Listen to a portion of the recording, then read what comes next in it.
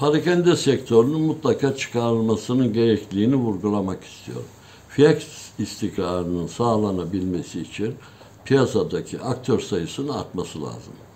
Kaldı ki bunun tam karşıtı on binlerce dükkan açanlarla esnaf sanatkarın bu konudaki mücadelesi tabii ki büyükler lehine, küçüklerin aleyhine işleyen bir süreci doğuruyor. Dolayısıyla sadece bu sattıkları ürün bazında bile 70-80 sektörü ilgilendiren, yazın deniz yatağı, kışın cam suyu, antifriz, otomobil lastiği satan, ilkbaharda hırdavat malzemesi, boya vesaire satılması, dolayısıyla elektronik malzemeler, beyaz eşyalar, aklınıza gelen her şeyin satıldığı böyle bir zincir, esnaf sanatkar açısından değil, tüketici açısından da önemli. Çünkü kendi aralarında da fiyat birliktelikleri yapıyorlar. Bazı gruplarda deterjan grubu, bazı gruplarda yağ, gıda maddesi grubu, bazı gruplarda da söylediğim gibi mutfak gereçlerinden başlayın, beyaz eşyanın her türü ve aklınıza gelebilecek diğer mobilyadan tutun halısına kadar, kırtasiye malzemesine kadar, çantasına kadar, yani esnafın yapacağı bütün iş kollarında bu 70-80 mesleğin iş konusunda mağdur ediliyor.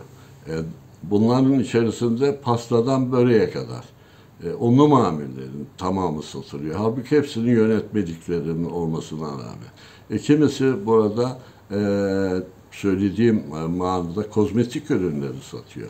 Ve bu ürünlerin bakımı veya servislerin olup olmadığı, yabancı menşeli yerli mal olup olmadığını ve bunların Türkiye'deki servislerinin aldığınız memleketinizde olup olmadığı da kontrol edilmiyor. Dolayısıyla gıda maddelerindeki fiyat artışlarında müsebbibi olmuyor. Bu konudaki hem tüketicinin korunması, hem iş yerlerinin aktör sayısının artması, istihdamın daha farklı bir hale gelebilmesi için küçük işletmelerin mutlak ve mutlaka desteklenmesi lazım. Ama esas olan fiyat istikrarının da sağlanması lazım. Bunların açma kapama sahipleri, bunların koşullanma yerleri, o memleketteki nüfus oranına göre açılma oranları, haftada bir gün tatille de değil, açma kapama saatiyle birlikte de çalışanların da haklarının korunacağı bir düzenlemenin yapılması lazım. Yoksa fiyat istikrarı hiçbir suretle sağlanamaz. Bilindiği üzere birinde farklı fiyat, diğerinde bir farklı fiyat, sadece cazip olsun diye müşteri portföylerini genişletebilmek için yapmış oldukları kendi aralarındaki paylaşımla vatandaş da mağdur oluyor. Parakende sektöründe çalışan değil, sanayide çalışan esnafı bile ilgilendiren her türlü ürünün satılmasıyla da bir haksız rekabetin ortaya geldiği bir satış sistemi gerçekleşiyor.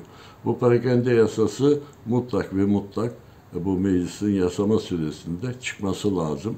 Yoksa esnafın bütün beklentileri haksız rekabetin önüne geçilmesi, vatandaşın fiyatların istikrara kavuşması için mücadelesi hebe olur. Bu bakımdan bu parakende yasası zaman geçirilmeden çıkarılmalı.